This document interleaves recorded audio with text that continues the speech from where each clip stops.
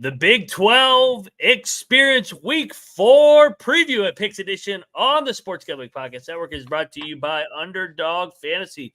Sign up with our promo code TCESGPN to score up to $1,000 in bonus cash. And we're also brought to you by Rhythm. Get your 7-day free trial today by going over to sportsgamblingpodcast.com/Rhythm. That is the sportsgamblingpodcast.com/RITHMM today.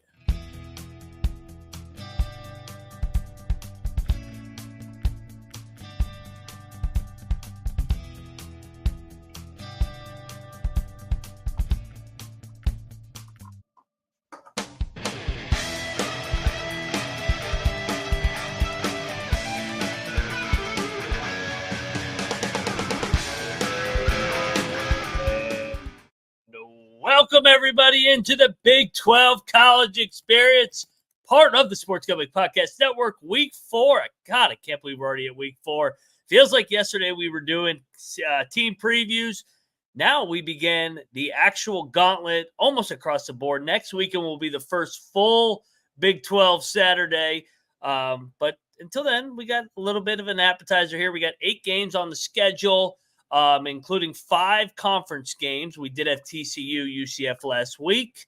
And so we have some more non-cons to finish up this week. But first off, I am Moneyline Mac, a.k.a. the former video coordinator for Bob Huggins and Frank Martin, and talking Big 12 football. So this guy's back because he is a walking contradiction because he's born in Provo, Utah. He's got family in Ames, Iowa.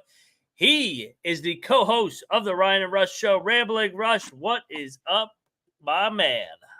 So this weekend, I realized, is my favorite personal schedule for my teams. I love when West Virginia starts at noon. Just tell me what's going to happen. Let's get it over with, sort of thing. And then you got the 3:30 games, and you got the primetime games, and then you got that nice 10:30 BYU. I officially decided I'm a sandwich guy. Give me West Virginia at noon and BYU at 10:30 and all the fun in between. I'm excited for this weekend, boys.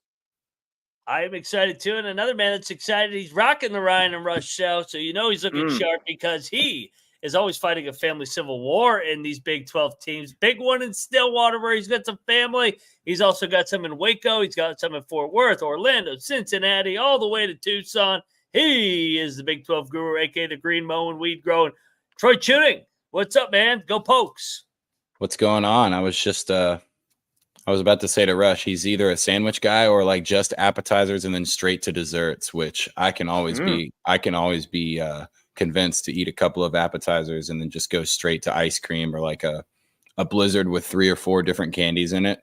That's my favorite. When you can't pick what you want in the blizzard, just get all of what you want in one blizzard. Dude, one of my favorite things is like, I've done this before. When you realize you're an adult and if you want to have dessert for dinner and you just do it, I know exactly. You just load up. It's great, man. You're saving calories. It's not like you had dinner and dessert. You're just like, you know what? I'll just eat all my dessert. Every now and then I'll make a milkshake there's nothing good in it. Like it's just ice cream and like chocolate syrup and milk. And I'll put a scoop of the protein powder in there and be like, oh man, you're eating good. This is a good meal. Absolutely. And Rush, we'll start with you, Rush, because Sure. Troy and I gave out our power rankings on, what was it today? Tuesday? Today's Thursday. Yep, I'm on it. I'm locked in, as everybody says. I know what day of the week it is. Rush, what was your thoughts on week 3 before we give out our week 4, go game by game? I'm still trying to forget week 3, but that's for a variety of reasons. It's unfortunate that I'll just real quick, West Virginia, Kansas. I know we'll talk about that. It's unfortunate that those 2 teams facing each other are both 1 and 2, and it's kind of a loser leaves town game. I know it's the start of the Big 12 play. You can technically turn it around, yada, yada, yada. That's unfortunate. I know we were all kind of hoping at least both teams would be 2-1 in that game, especially like 2-1 West Virginia versus 3-0 Kansas. The Kansas State game last Friday night, they're clearly the best team in the Big 12. They absolutely dominated Arizona. And I mean, surprise, shout out to Arizona State doing what they were able to do the following Thursday night in San Marcos. It's definitely a tough environment. They probably shouldn't have won that game, but they figured it out. Dillingham's doing a good job there. Curious to see what's going on with Utah and Cam Rising. I think that's the big question right now because there clearly are, they should be the best, if not the top 3 best in the Big 12. But without their star of a quarterback, I don't know where we can put them. And hey, credit to my other favorite team, BYU, being able to get out of Wyoming with a solid win, and they covered. So, hey, they definitely got an interesting one this week with Kansas State and trying to get a Kansas State fan to do the Taco Bell challenge from a different hole than it should be done. So, well, exactly. We'll see if that happens. But overall, we get to league play now. This is where we see what teams, rise to the top here. Big 12's known for beating each other up. I would say overall in conference play, I am happy with the Big 12. I'm just disappointed in the team I love most and support the most. So it's still, I'm a contradiction, right? That's living on inside of me with the first 3 weeks of the Big 12. And so here we are. Rush, forget West Virginia. I don't want to talk about West Virginia until we talk this Kansas game and how they're going to beat Kansas. Where would you put, because Troy and I were BYU and Arizona State, everybody thought that they were going to suck. They both are 3-0. Where, if you had to do your tiers right now, right off the top of your head, obviously I'm putting Rush on the spot. Where would you put those two teams? Just because it's fascinating the way that they overachieved in the non-con, and they did not have Cupcake City. I mean, BYU had back-to-back road games. Arizona State played as hard a non-con as anybody in the country and topped it off with the win at Texas State. I think you have to put them somewhere in the middle. I would say that 6 to 9 area because you do need to see. I didn't even mean to do that. Thanks, Troy. You do have to see how they compete against these other Big 12 teams, and that's when you really figure out who's who in the Big 12. I understand that, but I mean, they did what they're supposed to do. They're both 3-0. They both beat who they were going against. I mean.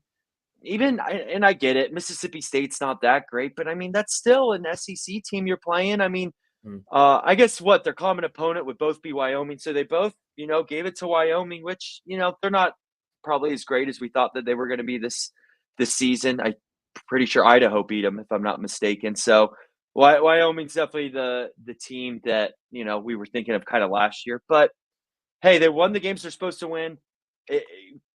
This is a huge week for both teams. Arizona State has Texas Tech, which that'll show if Arizona State's at least a middle of the pack team. If they can go, I'm pretty sure they're on the road, right, to Texas Tech. If they can go out and beat Texas Tech, yeah, they are. They're in Lubbock this weekend. Then Arizona State, you got to start talking is maybe they're closer to that 6. BYU, I mean, Provo is a tough place to play. This is a tough spot for Kansas State. I know they get the day rest advantage, but they can at least make this a game with Kansas State. You can't take either of these teams lightly. So they did what they're supposed to do. It's a long Big 12 season ahead, very week-by-week league, as we know, week-by-week sport, no matter if it's college or NFL.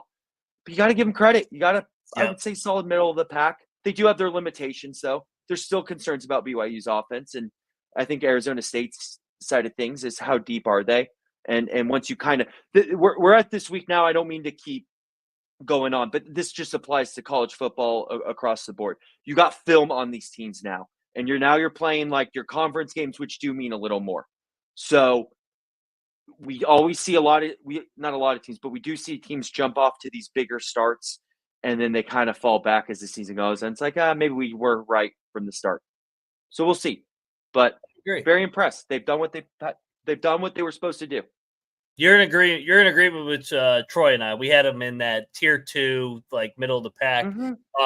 Ryan Hasty must be reading my mind because that was going to be. We only have 8 games on the dock. I want to do a quick macro on the Big 12. Going into the year, I think everybody was like, "This is a one bid league. It's just they'll beat up on each other," and that still could be the case.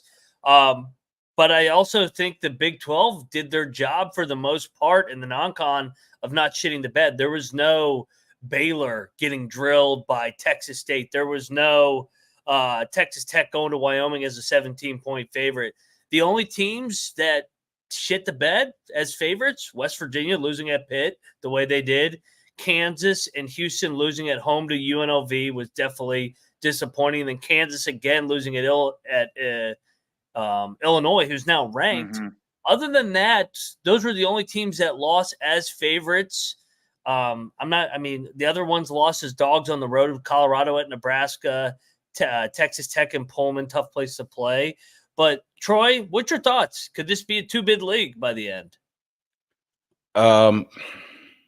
Maybe. I mean, Oklahoma State has to play both Utah and K-State. So that's what kind of scares me off of the possible 2 bids with Cam Rising being hurt.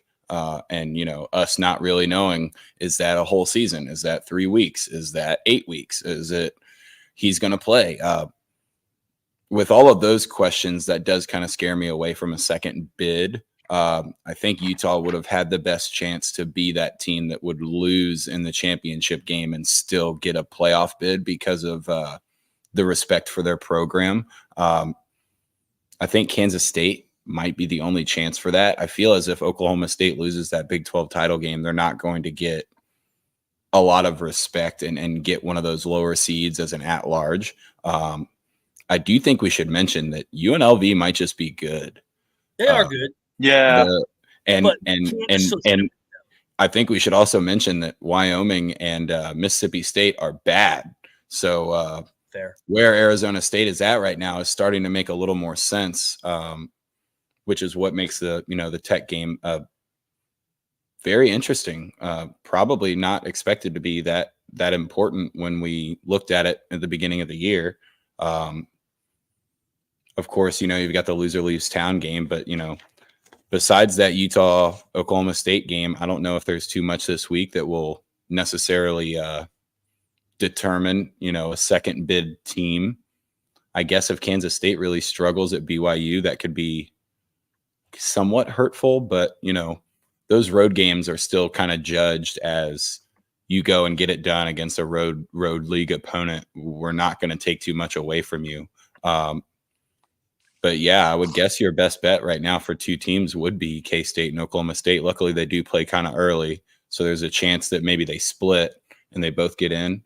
But I would think you would have to have Kansas State win that early game, and Oklahoma State would have to win the title game in order for them to get both. If it goes the other way around, I feel like I said, Oklahoma State might miss it by a little bit.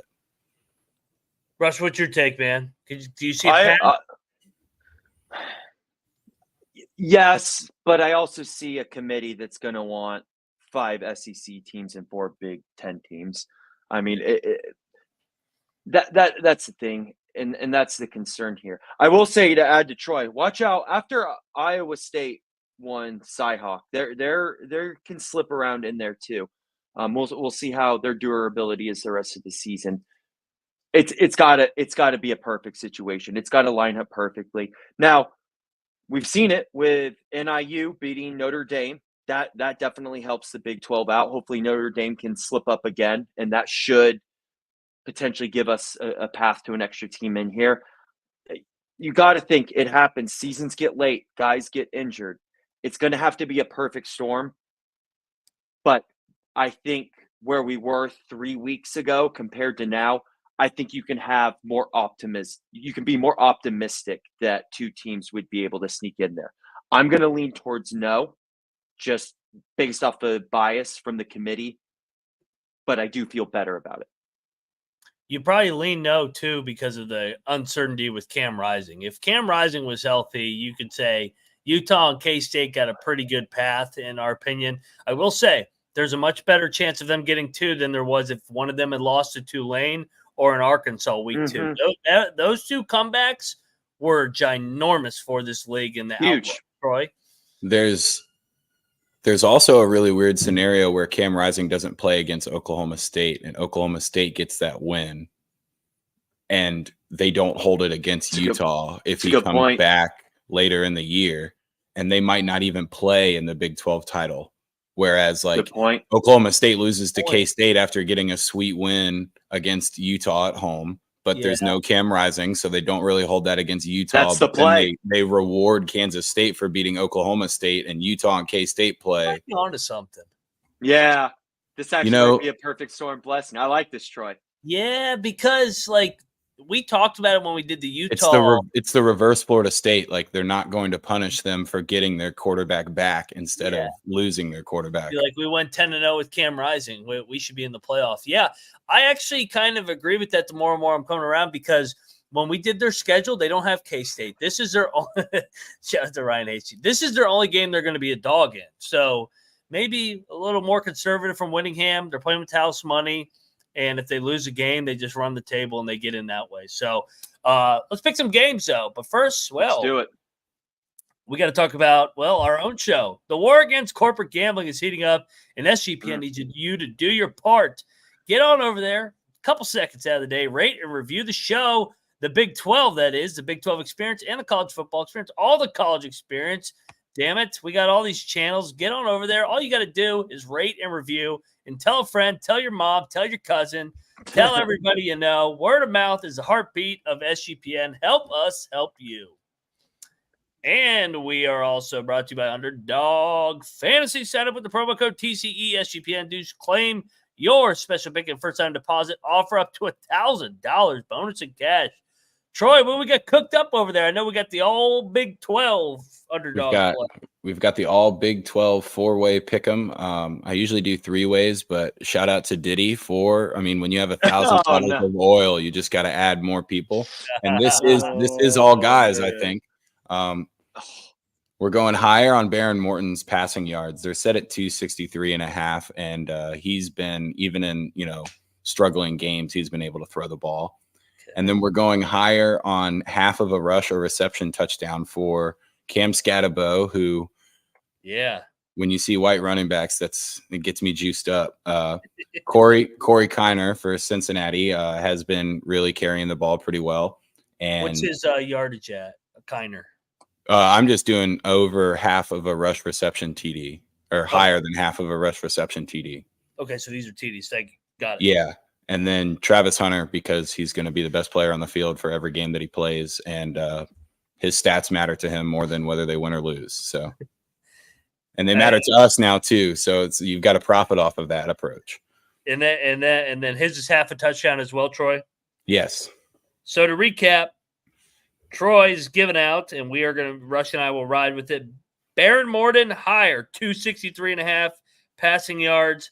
Scatterbo higher than half a touchdown. Kiner, higher, half a touchdown. Travis Hunter, offense or defense, higher than half a touchdown. Get on over there and use our promo code right above my head, baby. Let's go. Let's do it. Let's hit this 10-1. TCE SGPN 2. Claim your special pick up to $1,000 bonus and cash. Underdog Fantasy promo code TCE SGPN. All right, we are back on the Big 12 college experience. And, man, real quick, as much as I hate Colorado, Travis Hunter is fucking awesome. I mean, he is such a he's star. Incredible. Dude, I don't think he's going to be able to stay healthy with how much he's playing, but just a tip of the cap to him, what he's doing. It's really remarkable. If he does stay healthy and play 120 snaps a game and puts up, 15 to 18 offensive touchdowns and probably like 4 to 5 interceptions with maybe a defensive TD or 2 thrown in there, the guy's got to get an invite to the Heisman, right? I think so. You should probably win it if it really is just best player. But, I know that this has been talked about a lot this week, but every single game that they play that he steps on the field, he is the best player. Oh, he's a stud. The rest of their team just isn't very good. Well, all right. Let's talk some real games. And to recap last week, Rush and I went 6-7. Kennedy in the basement at 5-8. Troy was the winner last week. Troy texted his picks in drunk in Florida on the golf course and went 8-5. So shout out to that's the move. Winning the week. Let's get into it though. We only got 8 games on the dock, and let's go to this depression game. Let's go to Morgantown, West Virginia, where both teams have pissed away games left and right. Both teams blew double-digit leads last week. KU, West Virginia, both teams 1-2. I mentioned it. This game reminds me of Oklahoma State, Iowa State last year, the Big 12 opener. Both were coming off tough losses in the non-con. Iowa State to Ohio, Oklahoma State to South Alabama. I think both of these teams are going to overachieve in Big 12 play. I don't think it's complete loser leaves town just yet, but there is a lot of pressure on this game. 2 years ago, Kansas got it done in Morgantown, so that is why I will take the revenge angle. I'll take our Mountaineers rush. I think they pull away late, and I think the home crowd, the home atmosphere here is just a little bit too much. I think Jalen Daniels' turnover problems is ultimately the deciding factor. I'll lay the 2.5 with the Mountaineers. They win by 7. So quick update. Kennedy's in the doghouse because of how bad his picks were last week. Go wrong holes, that sort of thing. Is it a coincidence that Kennedy and Diddy are both nowhere to be found? I don't know, but hey, nowhere to be found, Kennedy. So we got George on today. Got to go stable number 1. But going back to this game in all seriousness, I think this game is actually, while both teams are 1-2, I think this game's actually more important to West Virginia. I think West Virginia's schedule is a lot tougher than Kansas. Yeah. Kansas, I know you did Behind Enemy Lines yesterday with Bryson, Ryan, and he was just talking about, and we've talked about this before, how easy Kansas' schedule is. I think Kansas can actually afford to lose this game, whereas I don't think West Virginia can. I think we do better when our back's against the wall, and everyone is freaking out right now. And if I know the Neil Brown tenure, like I know the Neil Brown tenure, it's when everyone's freaking out, he wins. We finally feel good, and then now it's time to freak out again. It's a cycle that just keeps giving back. I think West Virginia handles business. I actually am not too worried about this game. I will lay that 2.5 with you, Ryan. Let's go. Troy? Now, the only thing that scares me off of the 2.5 is one of these games, Kansas isn't going to give the ball away as much as they have, and like we were talking about before the show, statistically, they've been winning these games. They've just had Jalen Daniels throw the ball to the other team. Now, the fact that the game is in Morgantown makes me think that this might not be the game that occurs. I think, the fans can probably get to them as you get later and later into this game. If they can, pound the rock with CJ and really put some pressure on Kansas getting down to, 5-7 possessions left in a game and really force Jalen to do some things that he doesn't want to do. It has not been impressive. And that's really the key is when CJ's dominating at the line of scrimmage and getting some push from the offensive line, they really can afford to play how they want to. And I think Kansas might kind of fall into that. I feel like this is a 4-point West Virginia win. So I'll lay the 2.5. I think it'll be like 27-23. And George is making us feel good because he's on Kansas. So there's thank God. Oh, there you go. No, don't tell me we're all on the ears again. Another fascinating game. Don't look now. Old Willie Fritz is coaching the boys up down there in Houston. They are playing better football. They handled Rice, beat the shit out of them 33-7. Cincinnati got it done against Miami of Ohio here. Big 12 opener. Cincinnati's won 4 in a row in this rivalry. But finally, I think Houston has the coaching advantage in this matchup. I always lean Fickle over Dana. Now, they definitely have the coaching advantage. Good. Give me Willie Fritz as a dog. I think Houston's going to win the game outright. H-Town, baby. I'm buying in, man. They have turned a corner from week 1 to 2 to 3 to 4. They get better each week. Give me Houston all day. Let's go. An old American matchup. These guys obviously have a lot of history together. Both of them, too, coming off of weeks where they got the monkey off their back. Obviously, Houston lost to Rice last year, and Cincinnati lost to Miami of Ohio last year. So they both got that. I'm with you, Ryan. I love Houston in this game. Love them. From where they've gone to getting their butts kicked week 1 to then competing with Oklahoma, then to getting the monkey off their back. Watch out for Houston. I know we thought, we thought it would come around a little late, but I'm starting to think, don't be surprised if Houston goes bowling this year. I will easily take the plus 3.5 with Houston. Easily. Yeah, the coaching mismatch is ginormous here. I know we all hate Scott Satterfield and think he stinks, and that's not really something that's been debated. Every now and then we'll get some of these YouTube comments or tweets or something that's like, oh, you don't know shit, blah, blah, blah, blah. I haven't gotten one thing from a Cincinnati fan that's like, no, shut the fuck up. Scott Satterfield's okay. Like, not even like, no, he's going to do all right. Like, no debates there at all. I think Jeremiah Wilson on Houston might be the best cornerback in the Big 12. He's got some really good defensive grades so far. He's like 6th nationally at cornerback, both just overall and coverage grade. And I've noticed that Sorsby hasn't thrown a pick since like midway through the year for Indiana last year. I think the fact that they stuck with Donovan Smith and didn't try to do the transfer portal roulette bullshit, I think Houston's going to be able to score enough points, and Sorsby's going to not even throw to Jeremiah Wilson's side in fear of throwing a pick, and it's really going to limit their ability to score points. I'll definitely take the 3.5 from Houston, but this is a money line play. I love it. I think stay tuned. They're going to be in the round robin. I can tell you that. What we got for George? Georgie's going Houston too. So now we have the graphic all going that way. There you go. Houston. All right, let's get over to a non-con game. The Red Wolves are going to Ames, Iowa. Iowa State laying 21.5 here. They had a bye week. They're feeling good about themselves. I went back and forth. They have Houston on deck, Big 12 play. I think Iowa State covers this one. I think they pull away late and win by like 24. I think it's going to be tight. The first week they were laying 30.5 against North Dakota. I think that was a shade too high. I think it's a shade too low. It's a back-to-back road spot for Arkansas State coming off Michigan. I think they're beat up here. Iowa State pulls away late, wins by 24. I'll lay it. Yeah, Ryan, we're on the same page. And give a little love to Arkansas State. Not doing pretty well this year. Had some eyes on a little bit that Michigan game last week. I mean, you kind of see that early in the season when these teams play Michigan. They always struggle against it. And this year was Arkansas State.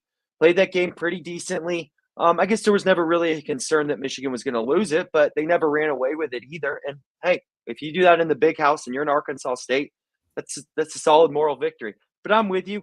I think these past 3 weeks, Arkansas State's given it all they have. I think this game reminds me a little bit of that South Dakota game that – it was South Dakota or North Dakota that Iowa – North Dakota. It was North Dakota. That's right. It was North Dakota. And they kind of just – we knew they were going to kind of go through the motions, prepare for Cy-Hawk. Iowa State, like you said, Ryan's coming off that bye. It's not like they have like Kansas State on deck or anything. I don't think they're going to necessarily expose their whole playbook, but I just think Iowa State's going to just outpower Arkansas State. I think this game's going to end up being like 28-3, 35-10. Maybe there's a garbage time touchdown by Arkansas State. I like Iowa State to cover this game. I really do. I'm most interested to see if Iowa State's offense can just execute here. They finally, we saw them win a Cy-Hawk game where they play a style of football that we know Iowa State can play, where we can muck it up, we can stay in this game, pull away, maybe win late, no big deal. I want to see if they really can beat a team that they should be able to beat pretty handily. And this is kind of the same angle when we talk about TCU, SMU. Arkansas State back-to-back road spots, and Michigan ran the ball 44 times for 301 yards last week. They're going to be a little bruised up, I think. I'll lay the points here with Iowa State, but I will say it feels like when it was at 21, it could be right on that number. I think the hook is a little bit scary. I would probably alt this one to 20.5 and just eat some of the juice, to be completely honest. Like it. George is on Arkansas State. All away teams. You want to go to the hottest team in the Big 12, national champions? The Sun Devils. We got the Battle of the Desert, Tempe versus Lubbock. This needs to become a rivalry. Arizona State making their Big 12 debut, guys. Going to Lubbock. Back-to-back road spots. Coming off the big Thursday night win. They do have the rest advantage. Texas Tech woke up in a big way on Saturday against North Texas. Scored like 21 points in 40 seconds. Where did that come from? I love Texas Tech here. Back-to-back road spot in the state of Texas for Arizona State. I'm all over Red Raiders. Guns up here. This is lock potential. Rush? We got to stop agreeing, Ryan. We tend to do this and things don't work out for us quite well. I'm with you. I think this is a game where Arizona State cools down a bit. And it's like, 3-0 is impressive. I don't know if they're 4-0. And I think Texas Tech's going to be a little bit, hey, guys, I know it's a little rough start, but don't forget about us. I mean, we're not that bad. I don't know if I'll lock this game, but I do really like Texas Tech in this game. I think this is that game where you're like, all right, we can't count out Texas Tech anymore. Not saying they're going to win them all, but they're not as bad as a couple weeks ago either. Lay the points. The best bet in this game is the 59.5, taking that over. Neither one of these teams can really stop anyone else from passing. Jordan McLeod lit up Arizona State last week, even though Texas State lost. The Abilene Christian quarterback, Maverick McIvor, threw for 506 yards on Texas Tech. I feel as if Texas Tech seems like a Texas State team that probably should have won that game, but has better athletes than Texas State does as a whole. But I can't pick against my guy Scatterbo. I mean, this is a close your eyes special for Texas Tech, but this is I'm completely biased white running back. I'm taking those points with Arizona State. All 2.5 of them? All 2.5 of them. That's all you need. That's all you need. 2.5 yards per carry for a Scatterbo that just run it on 4th down every time. 10 yards. We're rolling. Move them chains. Who do we got Kennedy on, Rush? Yeah, Kennedy, George. He was with Troy. He's on Arizona State as well. Just landing on all heads. It wants head. Let's go. It's a BJ week for Kennedy. No, it's George this week. Remember, it's Kennedy. Oh, yeah, George. That's why. Kennedy and Diddy are on suspension. If you want to take all Kennedy and George's picks, well, get on over there to BetUS, because at the College Experience, we are brought to you by BetUS. Bet anywhere, US available in all locations. Just launched their new betting live experience, easily depositable with crypto and fast payouts. I like the Mountaineers -2.5. I like Texas Tech -2.5. Get on over there. Get down on some action over there with those two bets. Use our link to sign up with the code and get 125% deposit bonus on your first 3 deposits. Go over to sportsgamblingpockets.com/BetUS. That is the sportsgamblingpockets.com/BetUS. Promo code SGPN so they know we sent you. BetUS, America's favorite sports book. And we're also brought to you by, Rhythm, baby. SGPN's proud sponsor. And Rhythm was on fire in the NFL last week. 22.5% return on investment. Clearly, they like the dogs because the dogs were barking everywhere in the NFL in week 2. Get on over there. Build your model today with the leaderboard, or you can just follow one of us if you like offense, defense, or you just have a favorite stat that you want to build it off of. You can do that with trend analysis. I already gave Houston +3.5 is my rhythm play of the day. Claim your 7-day free trial today by going over to sportsgamblingpockets.com/rhythm. That is the sportsgamblingpockets.com/RITHMM. All right, second half of the games, gentlemen, and here we go. If you listen to the Tuesday show, Troy and I locked Oklahoma State +2.5.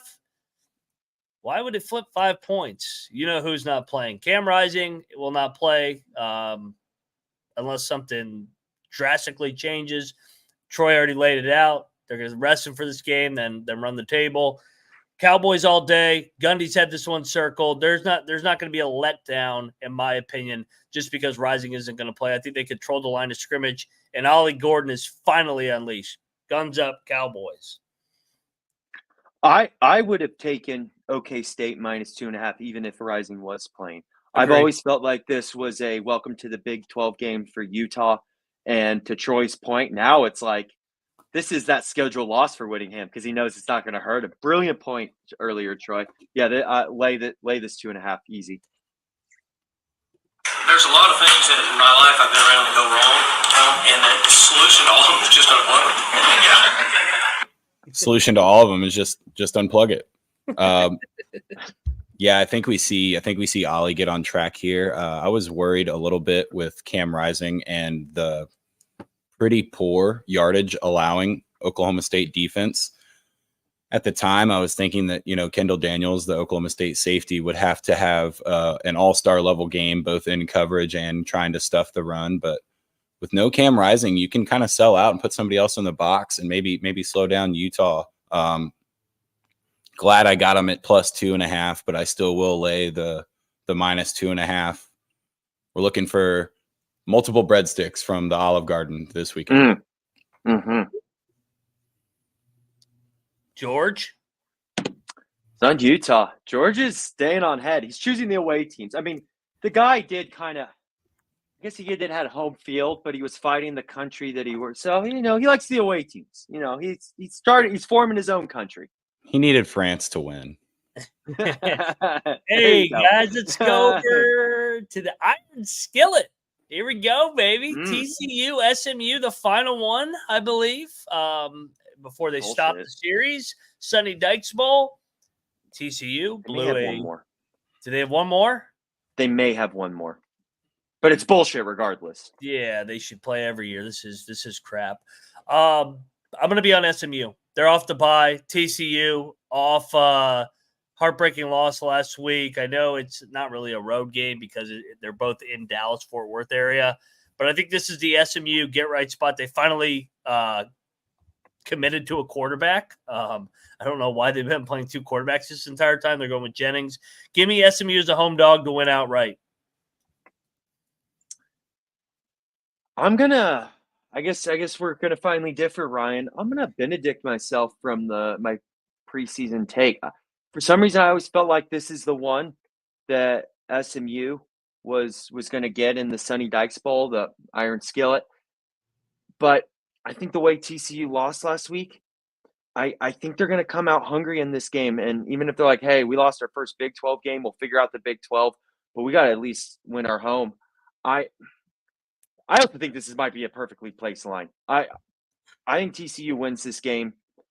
I wouldn't be surprised if it's a push, but I'm leaning towards TCU. I'm leaning towards the guy who's always won this rivalry from both sides of it and is a little hungry. So TCU, I'll lay the 3. The BYU loss is kind of scary for SMU. The fact that they were given like 25 minutes of game time where BYU didn't really score anything and they didn't take advantage of any of it. But I think that's where you saw SMU's floor right there in that BYU game. And I wouldn't be, shocked to see it again, but kind of the same angle I talked about before. UCF ran the ball 54 times for 289 yards on TCU, and they're going on the road to SMU and laying points on the road after getting bruised up. And SMU is going to play Jennings, who's significantly more dynamic in scrambles after getting bruised from another. Obviously, KJ's a little more powerful of a running quarterback. Having to account for that after dealing with the run and all that heartbreak, I'm going to take the points with SMU here. Okay. George is taking the first time landing on tail the points with SMU as well. So I'm on the island here, boys. Old Sonny Dykes. Here's another theme. Another one possession game. Baylor, Colorado. Old Big 12 matchup here. Colorado laying 2. You know my rule. I will not lay points ever with Deion Sanders. It worked out last week. That's because Colorado State's awful. I'm all over Baylor. Baylor's going to win the game outright. I think the defense is playing well under Aranda. I think they're able to run the ball against Colorado. I think they control the line of scrimmage, and I think they keep the ball in front of them against that explosive Colorado offense. Give me the Bears to start 1-0 in Big 12 play. Aranda, baby. Oh, this game's easy. I also awful weather for this game, so Colorado's going to want nothing to do with that. I confirmed it, Troy. Good call. This is a very easy pick. Baylor +2. Are you kidding me? Give me the money line. Easy. Yep. Baylor's winning this game. I put the Ryan and Rush hat on, and here in 39 minutes, I've had like multiple 200 IQ ideas. If you guys aren't rolling, then I don't know what's going on. Colorado hasn't beaten a fucking Power 4 opponent since October 7th of last year. It's like 55 degrees, thunderstorms. Game's going to be sloppy, and it's going to come down to which team has more effort plays. Never give me Colorado in that scenario with Deion Sanders as the head coach. I think this is a money line play for Baylor. Sick 'em. Because they pay players too, Colorado. We also pay them. Kennedy's on Baylor. So 3 in a row. Bring it on. Bring it on, Dion. Final game of the night. Kansas State Wildcats are going out there to BYU in Provo. Man, here we go, man. This is a perfect 10 o'clock game. The beefy 5-layer burrito game. Yeah, man. I struggle with this game. 6.5. BYU's coming off great back-to-back road wins.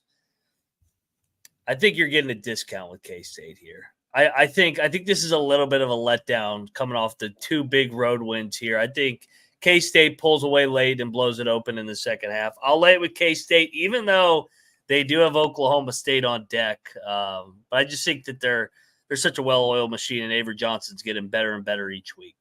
Rush, your homeland team. So I saw Ryan Hasty was like, last second, I felt good about BYU and bet on them. Glad for you, Ryan. I was so upset about the backyard ball. I drank myself. I couldn't even see straight and looked at my phone. It was tough enough to look at the TV screen in front of me that was 70 inches. Never mind a phone trying to enter in numbers. Anyway, I digress. I was a week ahead. I think this is the BYU choke it away game. I think BYU covers this game, but they choke it away late. Kansas State gets the victory. So I will take the points with BYU, but I've seen this before, and some guy's butthole's going to get saved. But it won't, because it'll just be delayed a day because you'll eat it, and then it'll go down and it'll still hurt. So it is Taco Bell after all, right? Did you took Wyoming in the points last week, Rush? Yeah, we all did. Yeah. Except me. Yeah, because the system went back to 50%. And the system this week is we will lay the points with Kansas State on the road. I do think BYU's defense, as we've said, they've been pretty impressive so far to start the year. I think they hang in the game for a lot longer, and Kansas State just kind of does their Novocaine thing where just keep on fucking pounding it, and eventually they kind of break it open a little bit. Just like you said, Mac. I don't even know if we need to see any impressive Avery Johnson stuff in this game, to be completely honest. It feels like it could be pretty vanilla, BYU's favorite ice cream flavor. And K-State will probably get this one done. But, I mean, even if it's only 7, again, I don't think they'll take too much away from them being able to get a win on the road. George? So, Jorge is on BYU. I will say something interesting about this game. They both, it looks like, are 4-4 against each other historically, and BYU's on a 2-game win streak. Last time they played, it looks like was 97. So I will throw this out there. Kansas State is clearly the better team, but when a team isn't really familiar with going to Provo and they kind of go there for the first time, weird things do happen. So I'm just cougar-tailed in the face. Late night spot, baby. All right, let's go. Beat your ass and slap you in the face with a vanilla ice cream. Look out. Lock, dog, round robin, lock. Wreck 'em. I will. I'll lay the 2.5 with Texas Tech for my lock. I'll go Baylor. Love that. Sorry if I took it from you, Troy. No, didn't take it from me. My other team is going to be my lock here. This is a Mike Gundy special, especially if Whittingham is trying to be Mike Gundy by giving this one away, which is, again, could be this could be a win-win scenario with a very smart Mike Gundy. Not necessarily, he's not a disciple or anything, but he's very, Whittingham is very reminiscent of Mike Gundy. And going head-to-head here, I think Gundy out Gundy's Whittingham. That was my second lock. I forgot we do 2. OK State and Texas Tech for me. Both home teams laying 2.5. Rush, what's your second lock? I'll take Houston. Oh no. I'm gonna sit. I'll save that. I'll join you with Texas Tech. I like it. Yeah. Troy, second lock. My dog. Second lock is going to be late night Wildcats. A little too powerful for BYU. Wildcats. All right. For the dog, I think we're all going to take the same dog here. Rush, I know you're going to take Houston. I'll skip it. I'll take Baylor as my dog. I know it's a little yapper here, but give me those Bears plus 110 on the money line. Come on, let's go. Sick them. Like it. Give a little diversity to the portfolio. And you're taking Houston? Yeah, I'll take Houston. You said it in your previous pick, so I was like, we got to get different. Troy, who are you Houston, taking? Baylor, give me either or for the lock dog. I don't really want to take Arizona State. I think I'm just going to take Houston here as the dog. Baylor seems. Sorry, Troy. I mean to interrupt. This is one of the best comments I've ever seen. Like the AT&T signal bars. Yeah. Go ahead. I'm sorry, Troy. I'm sorry. Oh, it's all good. I'm just going to take Houston. I mean, they got more familiarity at quarterback in Scott Satterfield blows cock. So I like it. Here's what I'm thinking for the round robin, guys. We only agreed on 2 locks, Houston and Baylor, but we all agreed on Oklahoma State and West Virginia. So I think we throw the 2 favorites in for our money line round robin. We're going to go West Virginia money line. We're going to go Oklahoma State money line. We're going to go Houston money line and Baylor money line. And let's plug this puppy in. I think that could get us to a nice little payout. Are we going to all money lines? No spreads with it? Yeah. Well, they're only 2.5. So I'm just making – yeah. I agree with that. I like but that. I don't want to lose on like a West Virginia or Oklahoma State like 1 point win or something. So yeah. Plug it. If there was a team to do it, we know what team that could be. Oh, it would definitely be West fucking Virginia. That win by 1, it's like you bastard. Even when you win, can't cover. I'll take a 1 point win. I'll take a win any way I can get it. Beggars can't be choosers, right? Exactly. All right. So I got 3 of the legs in, and the 4th one, the Mountaineers minus 130. No, I don't want to click that. You fucking prick. Hold on. It's your fingers. It keeps these goddamn pop-ups nowadays. Like the people that complain about their Chipotle bowl stinking, like you made it. You were the one that picked what went in that. All right, I got it right here, baby. 15-1. 15-1. What is it? That entails West Virginia minus 125, Houston plus 140, OK State minus 135, Baylor plus 110, comes out to 15-1. Shop till you drop, everybody. That's going to be a winner. I like that one. It is the perfect time in the Neil Brown stock exchange where you see the slow climb is because there's so many drop downs. Like this is a buying opportunity for West Virginia fans to get back in. No. Don't talk about that. Coming up next on, not on this channel, but go over there to the Ryan and Rush show. Rush and I will be breaking down the Kansas matchup and looking ahead to some other matchups. Make sure you check out. Yes, thank you, Troy, for a free advertisement right there. I'll be back on the college football experience with Colby, bracketology. And I got some basketball episodes tonight too. So we're all over the place here on the college experience. Troy, what you got going on before we get out of here? Nothing. Watching football. Running around in circles, playing golf. I might have to keep this hat on for a few days. I feel smarter. Just the chat telling me that was real smart. Shout out to Hasty saying Troy is smart. That's a big play for me. You're getting my already super inflated ego even more inflated. There's no chance it's going to pop or anything, right?